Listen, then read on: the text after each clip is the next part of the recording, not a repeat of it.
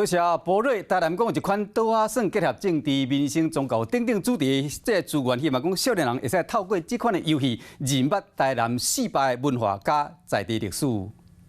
这套倒仔耍看起来真普通，不过详细看内底有台湾的历史。这款叫做台南时空漫游虎城村庄，分做荷兰地成功、清朝占领，还有日本统治三大时期。手牌嘛分别代表每一时期的人物、文化和建筑。历史跟文化的脉络，透过桌游的形式，让大家能够在游戏中了解跟认识。耍的人透过文化元素牌去分配各种资源，摕到分数。说明的手册内底有卡片历史文化的资讯，地图嘛会当规划台湾旅游景点的路线，照着创意得到无同款的趣味体验。让玩家实际在玩的时候发现，原来在这个时期真的我们可以这个点出现了这个建筑。文化资产管理处嘛免费送予台南210间国校一套倒仔耍做教育推广使用，同时嘛放伫咧新总馆、公园总馆、盐埕3间图书馆，互民众借来耍。希望市民甲学生会当透过倒仔耍，轻松熟悉台南400文化和在地历史。